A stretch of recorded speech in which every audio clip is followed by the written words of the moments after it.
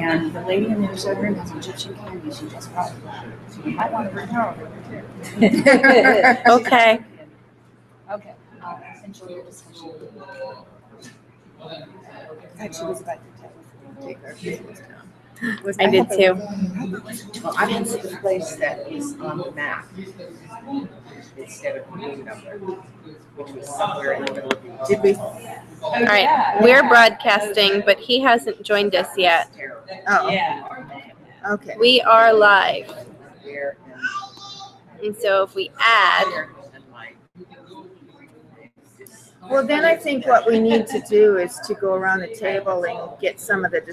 I think people are just going to have to discuss into the computer since it's a live discussion.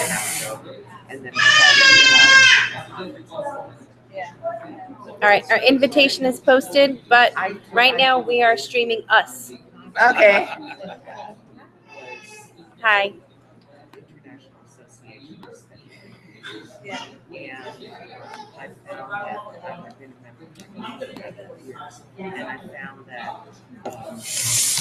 Betsy, since we're projecting, can we make people who are speaking need to speak into the computer to project it? So he hasn't joined us yet, but soon. Where's the mic? This one? It's on her computer, on the but computer, that's so so we can hear him when he joins us. Oh, okay. Okay. So, but I have found that even though inclusion is in a lot of countries, legislation, and different things like that, and we have had the whole Salamanca, agreement about the importance of inclusion, that people's understanding of that term inclusion is very different dependent upon the country that you're in. Right. You might need to speak up, Betsy. We're streaming to wherever. We're streaming? We're streaming. Hi. We have 2 viewers, so we're streaming. So hi, guys. Maybe we should introduce what this is. Okay. Welcome, everyone. This is the Birds of a Feather session that's being hosted by the Inclusive Learning Network. And we're holding this session to talk about issues related to international perspectives on special education and inclusion. And we actually wanted to hold this session because we wanted to reach out and expand our connections to folks outside of the U.S. And we're hoping that more people will join us.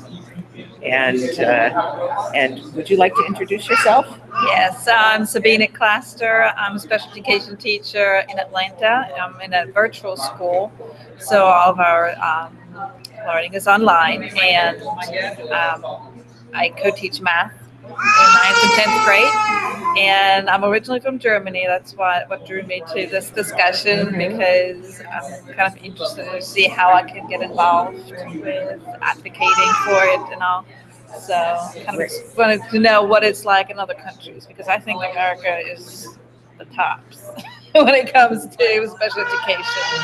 And so, yeah. At least America is getting close to having a consistent understanding of the term inclusion. Whereas I know I did some work in South Africa, and in that program, I became aware of the fact that when they were talking about inclusion, they were really talking about the fact that everyone has a right to go to school.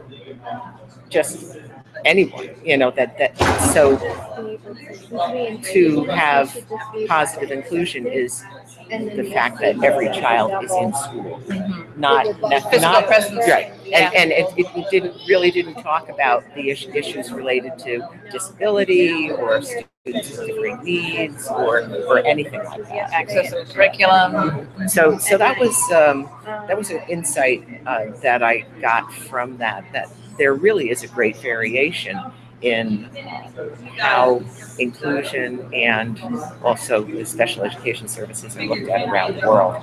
Yeah. And that's been what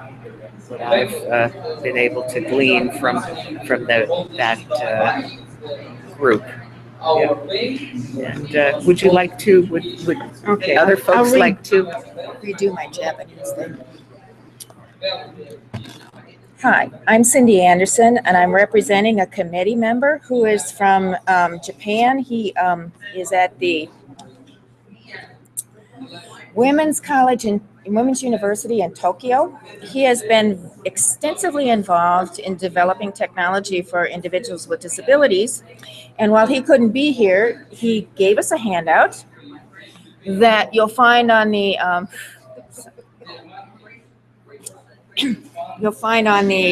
ISTE website. I uploaded it, and so he has developed a device that I will call his dot device, his dot reader device. It works. You turn it on, and it works with a Windows computer program, and the dot.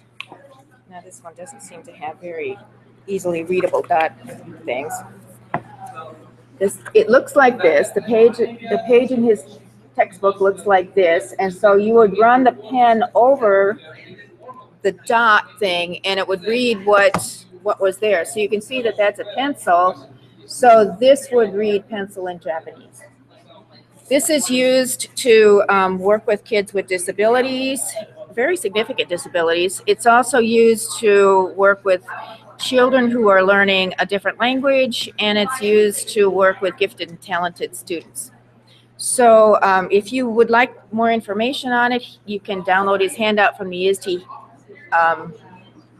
web space that is in conjunction with this particular presentation. So I'll pass it on for other people who are here to introduce themselves. You already photobombed them. I'm the guy behind home plate. I'll sit next to Cindy. I'm Christine Southard, and I'm the president of the Inclusive Learning Network, actually past president as of this morning. And I am a special education teacher and assistive technology specialist from Long Island, New York. I'm going to go look at our questions, so that I'm going to head back over here. I'm going to let you come over and say hi, so that we can start. How you can come and sit here. Sure, just come sit here. Well, sure. Except now I can't see myself. Hi, I'm Julie Crow. I am a member at large on the Inclusive Learning Network. I am a inclusion specialist in Nashville, Tennessee, in the public school system. I work specifically in dropout prevention. Right now, though, I'm a previous recovering algebra teacher. Previous recovering algebra teacher? Yes, in my past life. I never knew that. Yes, amongst other things. I'm going to pass it back to you guys because you were in a discussion of Germany. Well, we will. Just give me a chance. Okay. So we can come together here. So we were in a discussion of the differences between the idea of inclusion. Well, is it the difference between the idea of inclusion between the U.S. and Germany, or the implementation of it, or the acceptance? I think that's a good point. I think there's two, both are there. The definition of inclusion, it seems that, like you pointed out, with a physical presence. For example, my sister was working in the school system, and she has given up because it was really hard. But in Germany, and she participated as a social worker, so it wasn't really her as a teacher. And this is again kind of plays into the idea that it's more like a definition issue, because instead of a teacher, a special education teacher being involved, it was a social worker involved accompanying an autistic child into the classroom. And so it wasn't really geared towards the learning and accessing the materials and the curriculum and being, just participating in the learning. It was merely being able for him to be in the classroom and having somebody there, like a parapro. So that kind of lets me think there's a definition issue there as well. And then the implementation of it is just very hard, because it seems that the from the top down, that's not happening. That they just don't buy in that. It's very hard to shift that kind of thinking. That they may not really believe that inclusion is the most appropriate It's hard setting to for- think for that students way. with differing needs. Yeah, because I had my brother was special needs, but special needs in regards to epilepsy. He just had epilepsy. There was nothing wrong cognitively. Yep. But all of the students that are having issues, it doesn't matter what kind of issues there were, and that was 30 years ago, 35 years ago, they were all put in the same place. And so now, And in a segregated classroom. yeah, school. A segregated school. School. A totally different Totally separate school. And it was just really seeing what we're doing here. It's just not at all what they all had in mind. You know, it's just really hard for them to wrap their mind around that. Yeah. I can definitely relate to that because the first time I was involved with this international special educators group, we were in Spain. And Spain is supposed to have quite a progressive, inclusive model of education, particularly for Europe. At least that's what I understand. And that's what they claim. And we were taken to their model school, and it was very segregated. Yeah. And I found I've done some work in Kuwait as well, and gone to their best schools and talk about segregation. Their best model was, or the model that they were most proud of, and they were very proud of it, was that each child with autism had their own individual instructor and was in their own individual class, and they even ate separately. So they saw that as personalized learning, but there was no contact with other students even in that school, no less in with general education. So there really is there seems to be a great difference in terms of what people see as being the best education for students with different needs. And it seems that, one-on-one may be the best education anybody can get, but you forget that whole experience being in the classroom and, being in a group and that feeling of not being segregated. I think that's missing there. And so that least restrictive environment may not be of their plan. Of countries outside of the U.S. Yeah. Or it may be in some countries, but perhaps not others. Good. I love it. We're bringing Lawrence in. Just give me 1 second. Okay. Great, because All right, so here we're gonna share. Oh, I was wondering. I thought that you I'm were gonna- really tired. Oh. Copy. Gonna reply. pretty cozy, actually. I guess Susie went somewhere. I'd love to hear her perspective. On One of Doha. our members worked the last couple of years in Doha, Qatar. And while she was working, she was teaching online with the University of Houston.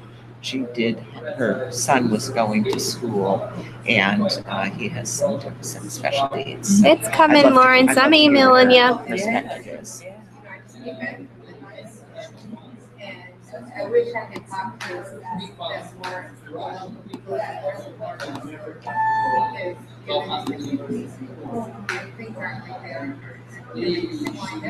And just Paste. Yes. But Okay, let how me paste for you. specifically All right. how? It's gonna come from Yeah. Copy. Yeah. from here. If you copy that top link and paste it into that. Okay. Where was the My message? impression. I'm sure.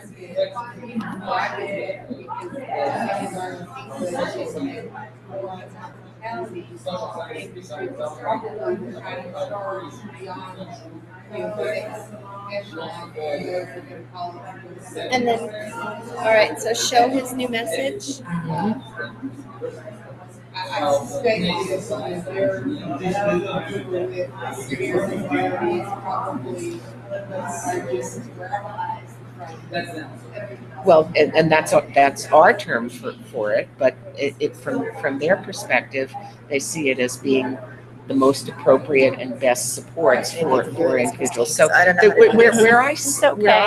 what I've come to think is Let that me get out of your way. where sorry, dear. things are around the world is really about 20 or 25 years behind or away from where our structures were, where we had large institutions for individuals with developmental disabilities. Now mainly those are shut down. I know in Rhode Island ours has been closed for nearly 20 years. So and then everyone was brought out into community and group homes and different things like that, receiving community services. So that's the way that things have gone in the U.S. Is Lawrence here? Not quite yet. But We soon, have I a hope. new person who joined us, though. We need to have her introduce herself. And Yes. Jackie Wheeler.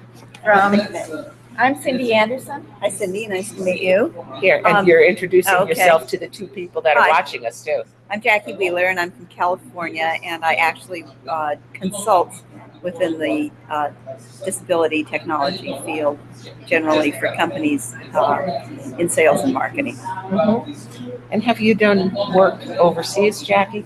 I have in various places and seeing what's going on. So what's your perspective on inclusion around the world? What you were just saying, although I haven't. We haven't done a research. We haven't done a much. research study on it yet. And I worked in blindness for years, so I'm more aware of what's happened there, but I haven't done that. I haven't been involved with blindness for a long time. Mm-hmm. But generally, it was separate. Yeah, I think we're talking about, And I think things have maybe changed, but I'm not really positive that they have. Right. Within the learning disability field, I think there's a lot more inclusion, which is what I've done more recently. So, sorry, I can look at the camera. Yeah, that's right. That's right. Is it on you, Ben? I logged in as me so that you can hear me from this side, but I have to be careful of that speaker and your microphone. So this is how it works. If Lawrence wants to log in, we would see his picture up at the bottom like that. Would jump back and forth between us speaking. But we can still have conversations across the side of, each side of the table. You can turn it down a little bit.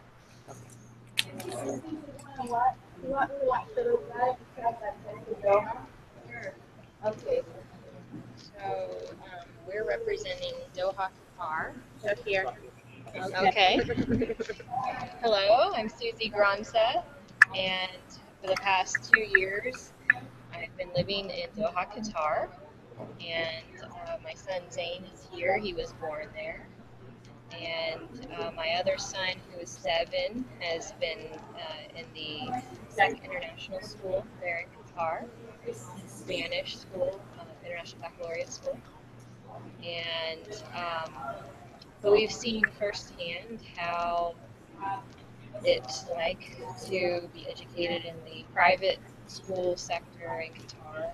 And my son has had some accommodations for he's not diagnosed yet, but some attention behavior issues. And there isn't a IEP process in that school. What they do try to accommodate and do interventions and do pull him out when he can't participate in regular class, but it's kind of a similar thing, even though it's not formalized. It is here, where he does have goals and specific interventions that are done across the classes, because he has not just a homeroom teacher, but he goes out for 2 languages, computers, library, PE, art, and music. So he has all those different teachers to work with. And last year for ISTE, I interviewed two of the teachers in school. One was his homeroom teacher, and another was the PE teacher for the lower elementary grades. And I asked them how they accommodate students with diverse learning needs using technology. And it seemed like their perspective was that if it works for students with a specific individualized kind of need, it works for all students. So things that are more hands-on, doing QR code scavenger hunts that get the kids up and moving, that's great for my son and other kids like him. Smartboard activities that are very tactile oriented. So they didn't necessarily do the instruction different at the class level for students with diverse learning needs, but the behavioral strategies were different. He, for instance, would have a behavior check sheet that would go from class to class, and not just him, but other kids that needed that support too, and each teacher would indicate smiley face or not smiley face, or done stickers or not stickers, depending on how the behavior went during that class. And that way, we were able to see patterns, which classes he had trouble with, and we were able to communicate better with the teachers and know what was going on. I'm trying to think of anything else. We have Class Dojo. I'm familiar with that. And it's great because both my husband and my husband travels 2 to 3 weeks a month around the world, and he can access it on his phone too, and I can access it, and it's instantaneous. I can even know before I pick my son up in the school how he's done in the classes that the teacher teaches. So whether or not he tells me the truth, I know what happened, and I can reinforce it if it's good behavior. But if there were some problems, we both know right away, and so that communication is key to supporting kids like my son. So that Class Dojo has been great for that, but only a couple of the teachers use it. It'd be great. What is that specifically, Susie? Class Dojo? Class Dojo. Each student has an avatar, and they're assigned pluses and minuses depending on teamwork or bullying. So plus would be being an independent thinker or principled. It doesn't necessarily have to be behavioral. It could be something that's good for My daughter's teacher did it for the whole class, just as a communication tool to the parents and as a motivational tool for the kids. She was in 4th grade because they collect those, what's it called? They're avatars that collect those badges. Or like badges. Points. And then they get, badges, they get awards, and at the same time, it's a communication tool for the parents. So is it an app? Yeah. Yes. So they can get it on the It's phone? on the website, and they put it on the smartphone, the kids can put pluses or minuses so they can have their part in their behavior. Well, that's... Yeah, and then parents have an account too. They can get it on any device. My son uses, he likes to check in on his iPad, but we do it on our phone. Great. Welcome. Thank you so much for joining us. It's okay, it's my pleasure. And we can go around the table and introduce ourselves again to let you know where everyone is from. My name is Christine Summit. I'm the outgoing president for Special Ed, for the Inclusive Learning Network, formerly known as Special Ed Technologies. And we're looking at for an international perspective on special ed from different countries and also assistive technologies and just how things are different and how we can connect and collaborate and support each other, because students who have special needs and different skill needs, and the responses of teachers and the professional development is different in different places. And we're looking for international perspectives on the topic. And also to expand our international connections. We're interested in reaching out and making, specific connections with people so that we can continue to learn and broaden our own understanding of special education and special needs and applications for technology around the world. My name's Betsy Dalton. I'm past president of the Inclusive Learning Network, and I worked in higher education for about 33 years in working with special needs in teacher training. And now I work at a technology center for people with disabilities in Rhode Island. We're a statewide center that supports the schools and actually all ages, all areas of disability within the state. My name's Jackie Wheeler, and I'm in the U.S., but I've worked with technology companies for people with disabilities for over 40 years, and have done that internationally as well as nationally with training, sales, and marketing.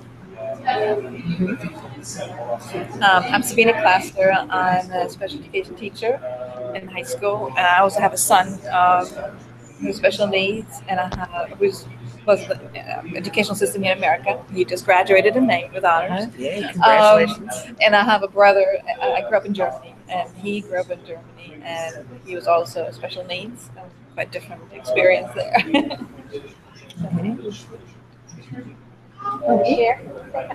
Oh, okay. I'm Cindy Anderson. I'm part from Roosevelt University in Chicago, where I train special education teachers, and I also would like to introduce someone that we haven't been able to see or hear. Hi, Lawrence. Lawrence Walters in New Zealand. He has been active in the field of special education technology for 7 years. I've gotten to know him through the psych organization. He's come several times to that conference. We had hoped to be able to play the men, but so through him. But he can see and hear us, so. Oh, he can see and hear us. Yeah, He if knows he that. has any questions or comments, he Hi, can put Lawrence. them on that Google page. But that's also where we're looking. So we're looking at the computers to try and connect with everybody. So because there are people who are educators who don't have access to be able to come to conferences like this and chat about these topics. And so our group is trying to use all of these technologies, in order to connect with everyone. So we also have Julie. I'm Julie Crow. I'm from Nashville, Tennessee, and I am a high school special education teacher working in dropout prevention, and I'm also on the inclusive learning. Nice meeting all of you. Thank you. Yes. And we have two other kids.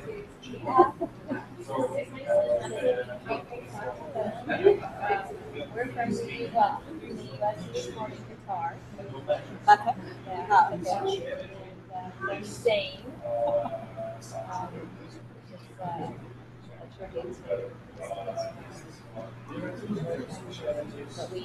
I work in Houston, Texas.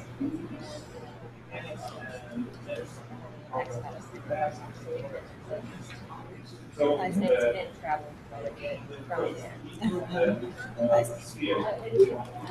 My name is Hannah Shai, and I'm professor of instruction technology teaching. Do you want to introduce yourself into the camera? My name is Hannah Shai, and I'm a professor of instruction technology at Ain Shams University, which is one of the top universities in Egypt. I'm at the head of the Department of Instruction Technology at the School of Education. Mm-hmm. And my interest is in e-learning and in global education. And I'm presenting here tonight about the digital citizenship, which was my session at 12 magazine. This is another session which is about developing peace education and intercultural communication using crafts and cultural things like desserts, like clothes, like this. So if I am going to talk about my experience with special needs, I will take it from a higher university level because this is where I'm teaching. We were basically for the past 10 years we have um, no interest. I mean, we did not rely much on special needs students because we don't have many of them in the schools. Many of them, whenever they have any special needs, they just drop the school. Are you speaking about in higher education? Even In higher school, education? like Oh. at pre-university level also. So they do not come to higher education because initially when they are like primary stage, if they have special needs, their parents just keep them away from schools. That's why we don't have enough number at university for the past 10 years. But starting from, let me say, with the evolution of tools, internet, second generation, people get to know what is special education is and what is going on in other countries. So we started to put their children in schools, even though they have special needs. So for the past 3 or 5 years, we have at the university level a lot of special needs, different physical disabilities like mentally retarded, like deaf, like blind, all types of disabilities are there. And we have also gifted students and mentally retarded, or let's say slow learners. We have at the university. And last year, I started an initiative at the School of Education where I'm teaching, is to help. We were focusing on the gifted students and the creative students and the people who are very smart and trying to help them and put, design environment for them. But a year ago, I started an initiative that we should focus on the people who have difficulty learning and we should have groups of these, and we have the advanced learners to help them as mentors. So we have like group of 5 students who are slow learners who have difficulties, and we have one of the advanced students to help them as mentors. And we start analysis why they are slow learners, what are the difficulties they are facing at the university, and we come up with a list. And this list are given to the dean of the school so he can be aware of it and try to avoid it in the school system. That's so interesting because it is very similar to the types of things that are happening within. At least I'm familiar with them within like middle school and high school. Perhaps middle school students going to work with younger students or their peers, to support them. So it's really peer support learning, and so I think that happens more informally for us in higher education because the system. I worked for about 13 years as a counselor for students with disabilities in a community college, so a 2-year college. So we have a formal office of disability services. That's how most schools within the U.S. are organized. They have an office of disability services where students who have differing needs can come. They need to have documentation, but they come to that office and then they're provided with support as to what types of services they need, if they need extended time for tests, if they need to have some types of, auditory supports or different things like that. And then that office helps to monitor if they're getting those or hires individuals to provide note-taking supports or different things like that. So it's formalized, but it sounds like that's the direction that you're going. I also noticed why I'm teaching that whenever I put the students into groups, if I just leave it to them to pick their groups, they just the people with difficulties just go together and the people who are advanced learners go together. I found this happen all the time, so I decided not to let them decide the groups by themselves, and I have to manage it a little bit. So I told them that you can pick one, but I will pick another. I will pick someone to you. So that's why I made the balance between the slow learners and people with difficulties and the advanced learners. And how are the students responding to this? At the beginning, the slow learners were fine. They were happy. But the other learners who are advanced learners, they seem to be upset because they are afraid that it will affect the scores of the groups of the final work. Mm-hmm. But then I told them that if you're going to help your classmates, I will give you extra credit for helping him. This will be equal if you have done the project. Mm-hmm. So I give them an opportunity just to collaborate. And then they felt that that was good. That was a reasonable For the solution. first semester, I took some time, but in the second semester, when they feel that this is the way it's gonna be, they surround Change is difficult. Pass the computer down. We're passing the computer because we're connecting with someone in New Zealand who's watching us too. And whoever else we can connect to. Yes, that's true. We had three viewers before. Hello. Should I introduce myself? Yes. Sorry, I'm sorry I'm late. I had to catch up on work stuff outside. So, my name is Emily Williams. I work for Expeditionary Learning, and we're a nonprofit educational organization.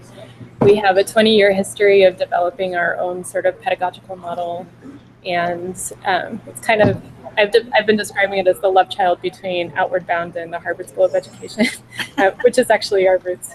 So it's a joining of those two groups. So it's very experiential. And then about 3 years ago, we started doing our own open source curriculum. Right now we're working on improving our initial curriculum, and we're especially building in a lot of supports for English language learners, which is a personal passion of mine because I learned Spanish in school, and I taught English in Spain, and I'm raising my kids bilingual, and so I've been interested in kind of incorporating other members of our community in that. So I've been thinking a lot about these issues, and we've been learning a lot about how to support English language learners through the curriculum and in the classroom, and it's been very illuminating for us. So I was here to learn what else there is to learn. I'm actually familiar with Expeditionary Learning. I did some consulting with them just recently. Oh, great. Yeah, so it's interesting. Yeah. Great. If you would like to, I can we'll go collect it. We can bring it over for you. Okay. One of the things that Lawrence just posted is that he has a government policy in New Zealand on inclusive education. And as part of our system in the United States, there are laws in place in order to support students with special needs. Is that the same in Germany? Is that the same in Egypt? Is that the same in Qatar, where Susie is? Or is it the same in Egypt, perhaps? I'm not sure. I haven't. My interest in working overseas hasn't really been to look. My work overseas hasn't really been in looking at the policies, although I think that is a very important thing. I've really been more looking, or trying to learn what the practices are and what the attitudes are. But I think that a lot of times attitudes then drive practices, and then I don't know which comes first, the policies or the practices. I think it sometimes differs. But one of the things that we had been talking about before you joined us, Hannah, yes, is the idea of inclusion, the term inclusion, and what that means and how that's either accepted or implemented or not implemented in different countries. So I'd be interested in knowing in Egypt, what the conversation is about inclusion or inclusive education, and also if you do have something that's called inclusion, what does it look like? Well, we don't have a policy. We're sharing with Lawrence. Okay, we're going to share that one for now. I'm going to update the question. For Inclusive education, mainstreaming sometimes, the concept of the idea, well, a description of inclusive education would be for individuals or children, students with differing needs to be educated within the general education classroom with appropriate supports. Oh, okay. I got it. Right. So by this meeting, we have both types of learning.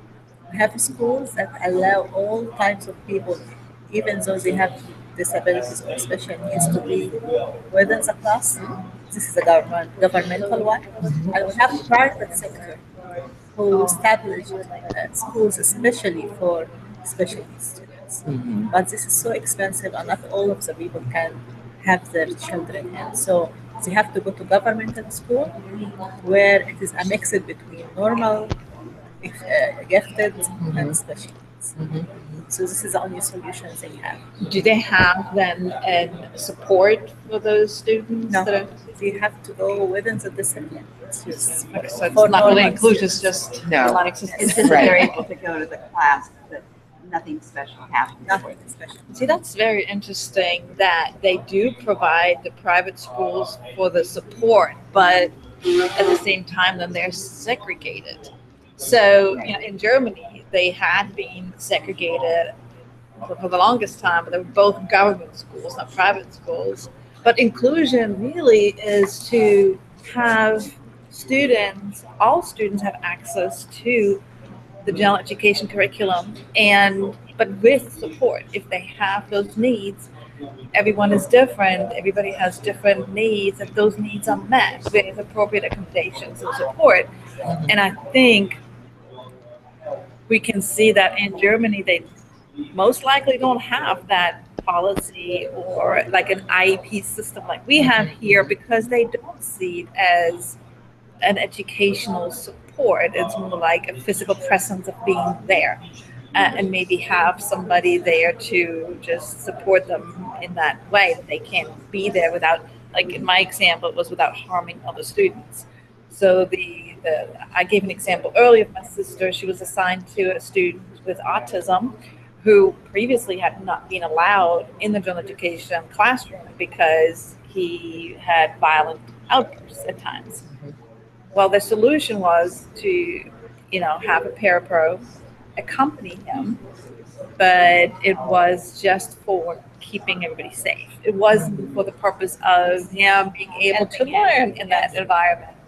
And so it's just very It was interesting. perhaps to control or be sure that Yeah. behavior was Mhm. controlled, but not to have the academic supports, because it's a complex issue, because learning is not only academic. I mean, what we learn in school is much broader than just, you know, reading, writing, and arithmetic. We learn to work together. We learn to understand others. You know, by being together, we learn so many things, and that's, I think, what you were talking about is that, you know, having that support, or just having someone there to, you know, to just manage the individual's behaviors. Then it's the learning piece that's missing, and then on the other side, you know, maybe the focus is more on the academics, but then it's the behavior and the other types of social supports that seem to be missing. And I think in the U.S. we're really trying to address those things, where it's really, the success that we have varies from school to school, district to district. The interpretation of, you know, or the support of the leaders within, you know, within the schools, and we had talked about that too. Is that leadership is the leaders need to be on board with, you know, supporting the idea of inclusion in order for it to really be successful within the school. You're a leader within your university, and you are leading, you know, the idea of supporting the students effectively so that they can benefit from instruction, and, you know, making adjustments as you go along. That's what it sounds like. I'm trying. Another thing that I need to mention also is the parents. And this is really culture change that parents themselves sometimes when we offer help, they said no, we don't need it. We don't need our daughter or our son to be associated with some sort of disability. So sometimes he just ignore it. And sometimes the parents just say no, we don't need. We just want our girl to be inside the classroom with all students. Oh, you're talking about the parents of the general education classroom. Yes. They don't want to have students with disabilities in the classroom. No. I mean, the parents of the disabled child. Sometimes if we offer him help, like we're gonna put him in another class with students like him, they said no, we don't like this. Because they want the inclusion piece of it. Yeah. They want to be with everyone else. They don't want So to. there are barriers that have to do with culture or stigma, right, with being in a different class and thinking that they'll be treated differently. You know, this really interesting statistic I read. You're passing the smartest brain in the world. The book. There you go. Sorry. We were passing this book, The Smartest Kids in the World, which is a really interesting book around the classroom. And in Finland, they said that something like 15 or 20% of kids in the Finnish education system cycle through special education at some point because they see it as not necessarily a permanent state, right? Like they don't identify specific students as being like special ed students necessarily. Like they see special education as an educational support for kids who are struggling for whatever reason, and it might be a passing condition. And so therefore, like it takes the stigma out of it because it just means that, well, you know, like you've been identified as right now you're not doing so well in math and you need help, right? And so we're going to give you help. And then once you have the help you need, you can be back, you know, with the same amount of support that everybody else has. Is that for students with all levels of disability? They didn't really get into kids that, you know, would have more severe learning disabilities. Low incidence or where it's physical, you know, somebody who's visually impaired, hearing impaired, where it's fairly severe. Right. I don't know if that's treated completely separately, but my impression was that it's sort of, you know, like they have lots of extra support for everybody who needs it. And then so if you have a more severe disability, then you need like lots of extra help all the way through. But maybe at some point, like your dad lost his job and you're acting out and you're having a rough time, you just need extra support to get you through that phase, and then you can go back into. So to me, what that sounds so much like is what we call our response to intervention. I was thinking about that. Yeah. Same thing just now. It is. It's our response to intervention model, which came about because of that same idea that we were over-identifying students as having disabilities when perhaps it's really more of a developmental issue, and that or the fact that they haven't been exposed to something. Have you ever heard of that model, response to intervention, RTI? That's it exists in every single school system. You know, it's part of our legislation that schools have to have this initial place for issues, you know, like questions that the teachers would have about students that are having difficulties, and so they'll be referred to the RTI team, which is, I just think I saw Lawrence, the RTI. Welcome, Lawrence. Experienced teachers, not necessarily special education teachers, but just experienced teachers, some special educators, some administrators, and they talk about what's going on with the student, and they develop a plan and an approach, and then they move forward with that approach, and then if it is working great, then they go back you know, into the general education, or they continue in the general education system. And if it's not working, then they would possibly then consider referral to special education. Pardon my reach. Lawrence has joined us. We just have to turn up the sound. Can we hear you? Are there any dates? Okay. I'm okay. I'm audible. Is there can you hear feedback? I can hear you back. That's no problem. All right. Right. We can see you now. We're so happy that you joined us. I should have used my iPad in the beginning. That's okay. 2 Macs sitting here and an iPhone, and I go and use my iPad. Yeah, much better. What you've been describing is different things. In New Zealand, we have policy, and I take Elizabeth's point that policy isn't necessarily necessary. However, it makes things a lot easier, and we've as a country adopted the UN conventions and on rights of individuals, etc. And so we've done that, and then as we've gone down, we've developed that into policy. So we have this inclusive policy in New Zealand where children have the absolute right to go to their local school, and then it's the education department, or Ministry of Education in our case, that has to meet the needs of the child in that school. So you can basically rock up to your local school.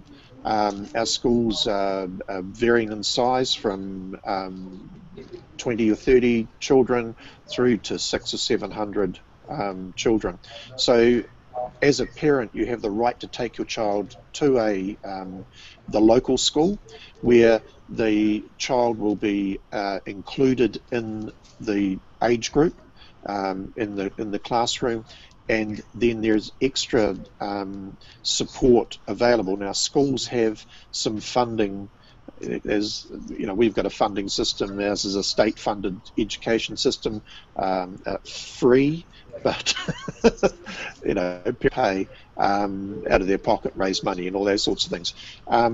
But the school is charged with meeting the educational needs of the child, but we don't have that sort of mandate that you guys have with your IEPs. If it's in your IEP, then the school district is obliged to take it. So we have it's a softer system, but it seems to work. We also have, for the children who have high and very high needs, and that's defined as about 0.5 to 1% of the population, they have a funding regime that you apply for, and then that's called an ongoing resourcing scheme, where those children are funded for pots of money throughout their time in school. So they get so many hours of, or they get a lump sum of money that can be used to buy teacher aid or teacher assistant money, speech language pathologists, occupational therapists, physios, depending on the different needs of the child. I was interested to hear what Elizabeth said before about the RTI model, and that has been introduced into New Zealand so that we are having to cope with the essentially differentiation in our ordinary classrooms, which we've done anyway. It's just now got a name, but then that's different to our special education system. So the special education system, as I say, revolves around the child. It's child-based, and each child has the parents have the right to send their child to whatever school. We also have special schools. We don't have many of those, but they are there for the kids that just would not cope in a regular school as such. So yeah, there's differences in the system, and we try and sort of cater for it. Hey, we're only 4 million people. So we haven't got a great amount of resource, but you know, all of those things are there, so it makes it quite interesting. Yeah. It was I have to turn down my sound. Yes. Hello. It was interesting how you talked about the money, because there is money that's set aside, you know, in our government for special education. There's the law PL 9412, right? Every child is entitled to free appropriate education, but then there's also money set aside for students who are classified to offer them speech therapists and occupational therapists and to bring devices into the school. But where'd my superintendent go? She left already? I think he's washing his hands. He that bucket of money isn't necessarily an overflowing bucket, and you have to get creative with the funds that you have. But the fact that there's even money set aside in the first place, is important because it's important to educate all children. And so, Did we lose him? Is he still there on yours? he's still on mine. Oh, Yes, okay. I can still see him. But every state does really use that money differently. Right. So and sometimes county-wise it's used Or did differently. it turn off? It turned off. Oh, hold on 1 second. But in order to have those funds available, we have to have policy in place. I was going to ask Lawrence a question. He can still hear us on the other one if we turn off if Susie turns the other computer around. I'm not sure what happened on this one. So I've worked both briefly for relating with education systems in Australia and New Zealand. And Lawrence, I know you compete a bit, but it seems to me that what you're describing in New Zealand is pretty similar in Australia. Is that correct? Maybe he didn't. I can hear him here. Yeah, the Okay, the Australian system is a little different. We have one Ministry of Education for our entire country, and that covers about the 2,500 schools that we have in New Zealand, the compulsory school sector in New Zealand is from age 5 through to 15, 16 years of age, although most of the students would go through to 17 or 18 years of age. And we do have some children or young people that can stay on till they're 21 if they have what's called a Section 9, which is only reserved for those with high and very high special needs. The Australian system is state-run, and then they have federal funding on top of that, similar to, I think, your structures with your individual states, and then your centrally funded money as well. So we're sort of a little fellow, really, down in the South Pacific with this. So we have this one Ministry of Education that's got different branches in the different larger towns or cities, and they then administer it out to the schools as such. So yeah, it's a similar administrative system. The interesting thing in New Zealand is that it's permeated the government policy, the schools, and right down to the local communities.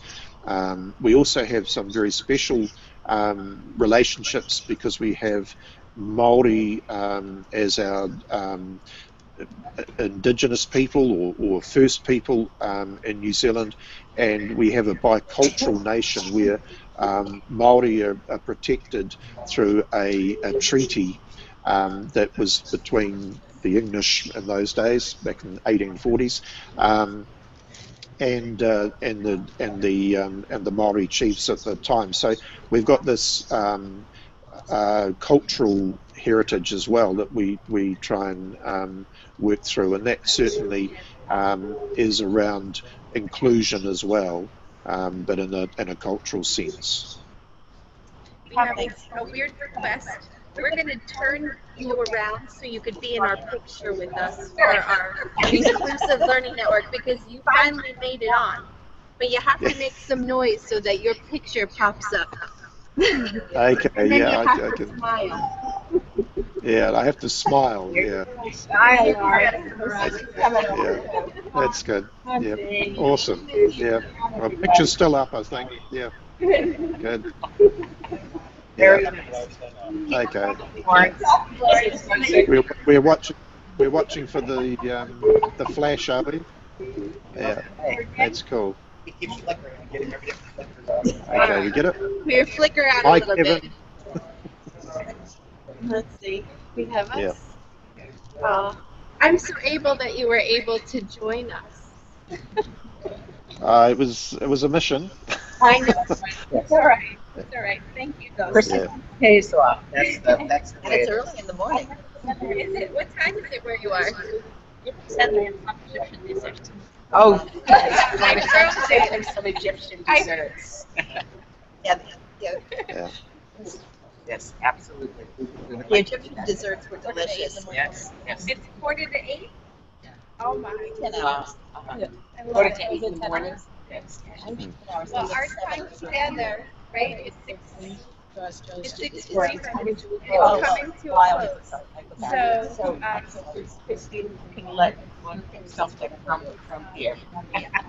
Florence, we really thank you for giving us your time and participating in this conversation. With more practice, we'll get better at it. It is our goal Yeah. as the International Committee of the Inclusive Learning Network to really reach out to our international friends and have more conversations about this so that we know what's happening around the world and how we can support each other and learn from each other. So I thank you for taking the time to join us today.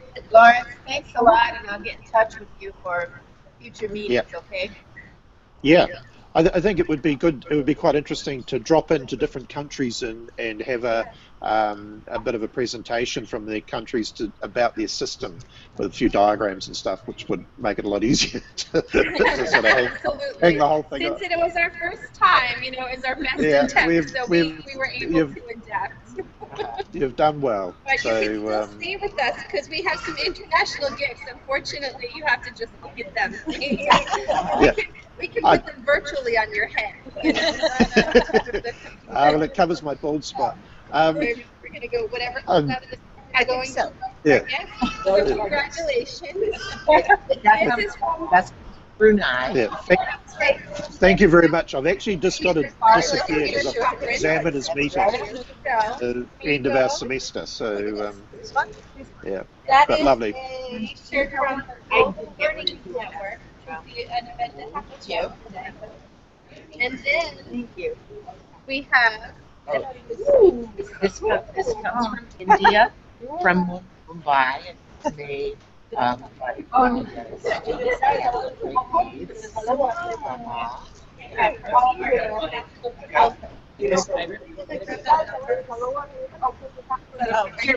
yeah, we know. Two more. We know who it is. So in class, these are from Poland, Andy from Poland. And the photographer, a little koala from Australia. I have to do a selfie.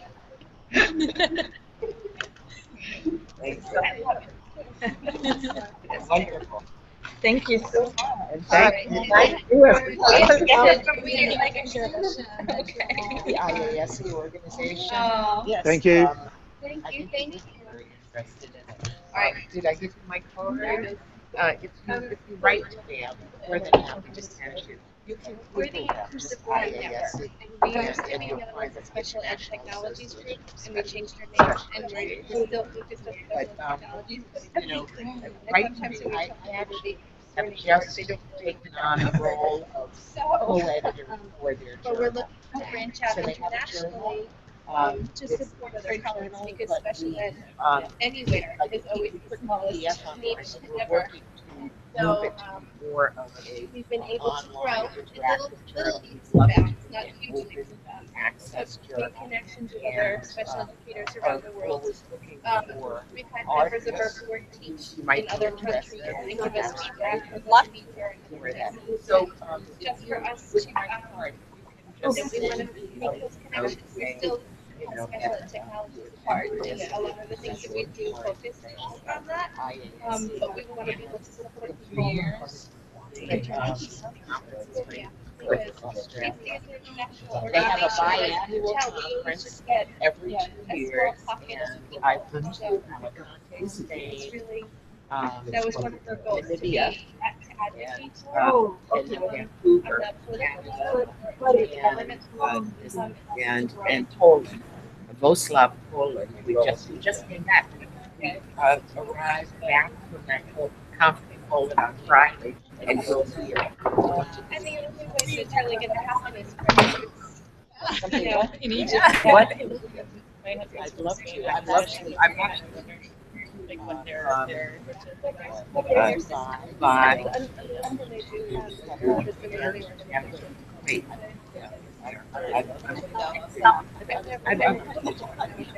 I really enjoyed that.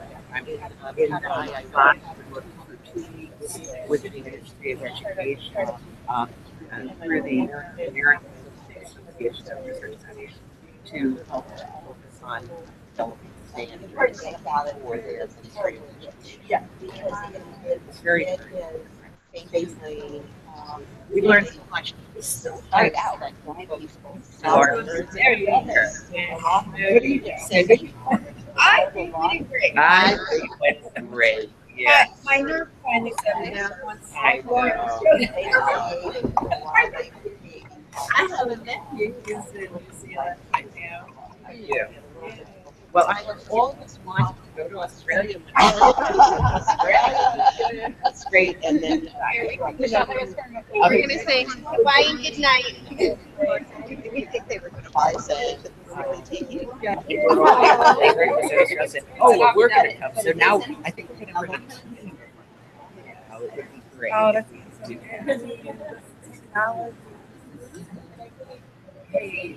So are you a member of our inclusive learning network here? No. You signed up? All you need to do. Oh, that's the last thing. but also Non. just I mean, on the ISTE. So because you're here, you're a member of ISTE now. Yes. So did you select to be part of our inclusive learning network? You have to go on the website and then select inclusive learning network, and then you'll be connected to us, and you'll get all of our announcements, our webinars. We have a wonderful webinar series of, that we run every year. And you can be part of this committee if you'd like to. yes, I would love to. Okay, Yes. we have a new member. Oh, that's a And I would wonderful like to thing. share it here. If you need like to get information about special education in Egypt, I can do this. That would be wonderful. Maybe we could talk about doing a comparative article together or something like that. Sure. I would like to do love that to. very much. I seem to be doing a lot of writing these days. So I will send, I will Thank you get. for inviting me. It's so nice of you. You want to do Yes. I really enjoyed it. Really? Okay. Thank you so much. Wonderful, wonderful. I've got an Thanks email for the on it. I treat. can I add was it to the hungry. doodle and That's right, Shukran. Yes. So thank you so much. Yes. I overworked. I was. Bye-bye.